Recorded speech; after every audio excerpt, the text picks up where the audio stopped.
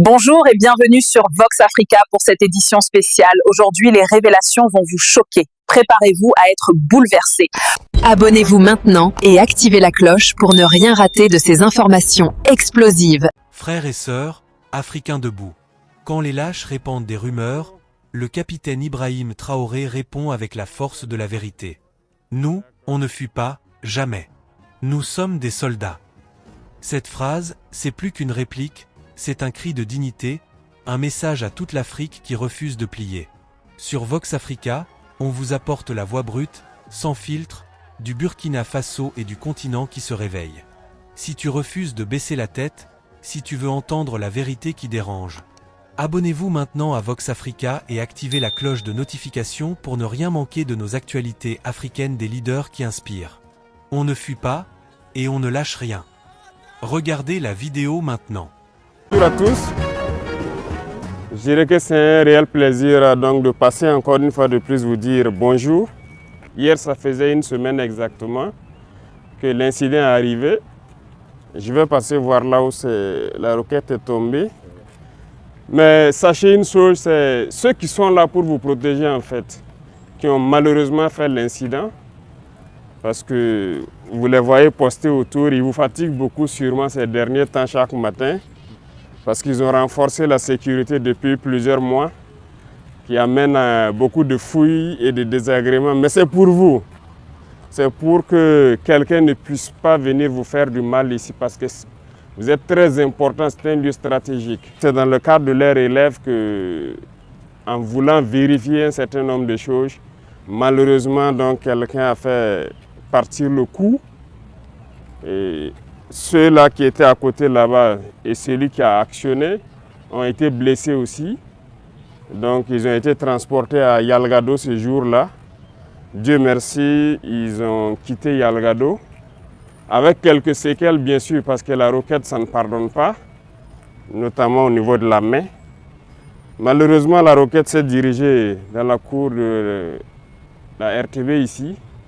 Et on peut rendre encore grâce à Dieu parce qu'il n'y a pas eu de victimes en tant que telles. Il y a eu 2 blessés pris en charge par l'infirmerie de la présidence.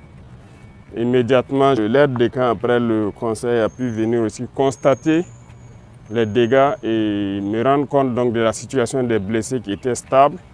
Et j'espère qu'ils vont encore mieux. En tant que civil, c'est normal. Le traumatisme, on n'avait jamais entendu une roquette détonner à côté, encore que vous soyez comme une cible, ça se comprend. On a mis en place une équipe de psychologues pour essayer de prendre en charge notamment ces 2 blessés-là et tout le personnel. Ce n'est pas fait à dessein contre vous. Voilà, c'est juste un incident, ça arrive. Dans le maniement des larmes, ça arrive toujours. Voilà pourquoi ce qu'on appelle dans l'ISTC chez nous, il y a des règles. Voilà. Malheureusement, des incidents peuvent arriver, ça arrive toujours. Et souvent même c'est malheureux. Donc là, on peut rendre grâce à Dieu qu'il n'y a pas eu vraiment de mort.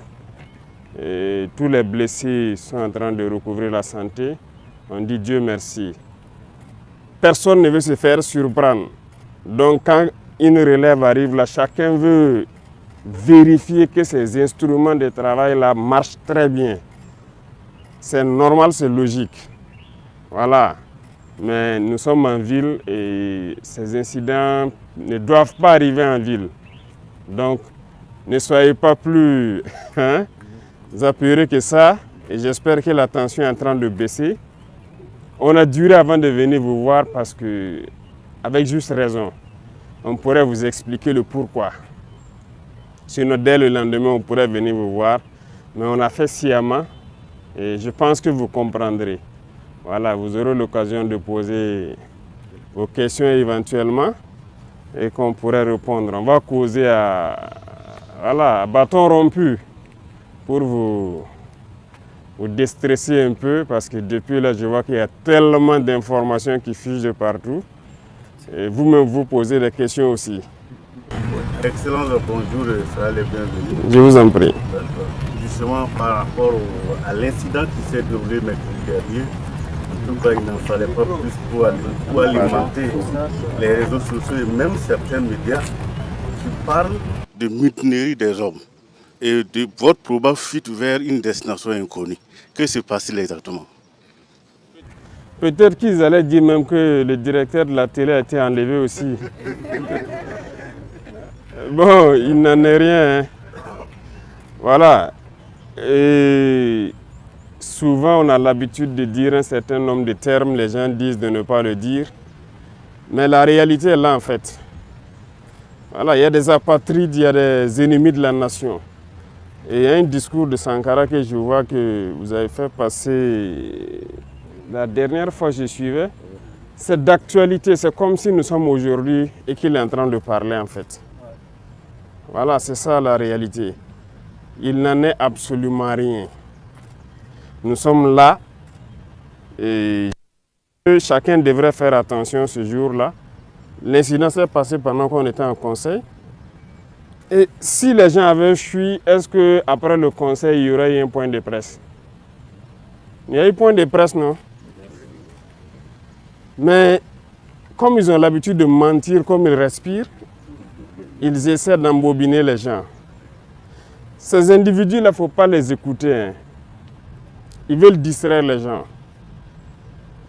C'est rien d'important. Nous, on ne fuit pas. Jamais. Nous sommes soldats et ça, c'est la dernière des choses qui vient en tête. On ne recule pas, on n'abandonne pas. Et on ne s'agenouille devant personne, à part nos parents et Dieu. Donc ça, c'est notre mentalité comme ça. Ils ont raconté tout ce qu'ils veulent et on les regardait. Justement à cause de ça qu'on n'est pas venu très tôt. Il fallait les laisser alimenter leurs mensonges. Et c'est ce que je disais, peut-être qu'ils allaient venir dire que le directeur a été kidnappé et sa femme même qui croyait peut-être à leur ineptie, allait regarder que mais là, je vois maintenant qu'ils mentent.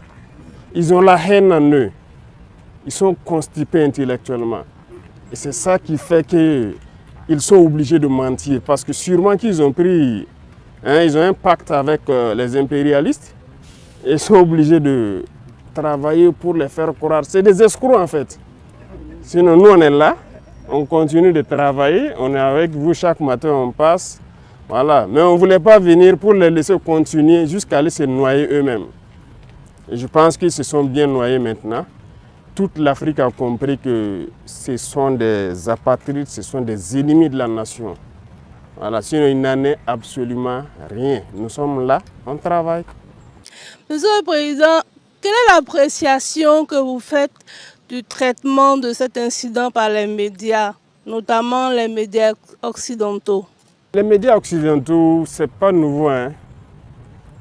Et ça tombe bien, vous êtes des journalistes, vous travaillez dans l'information. Vous voyez ce qu'on appelle le média mensonge? Je pense que beaucoup ont compris maintenant. La plupart sont des médias menteurs. Ils ont passé le temps à mentir, à manipuler. Et aujourd'hui, quand je les regarde dans leurs reportages et tout ce qu'ils racontent, c'est honteux. Et c'est très bien. Ils sont arrivés même à prouver à toute l'Afrique, à tout le monde entier, qu'ils sont des menteurs. Frères et sœurs, le message est clair, nous, on ne fuit pas. Nous sommes des soldats. Et cette lutte pour la dignité, pour la souveraineté, pour une Afrique debout, elle ne fait que commencer. Si cette vidéo t'a touché, si tu ressens cette fierté qui monte dans ta poitrine, alors reste avec nous. Abonnez-vous maintenant à Vox Africa, activez la petite cloche de notification pour ne rater aucun combat, aucune vérité, aucun cri de liberté. Ensemble, on ne plie pas. Ensemble, on avance. Vox Africa est la voix qui ne recule jamais. À très bientôt sur le front de la vérité. Paix, force et dignité.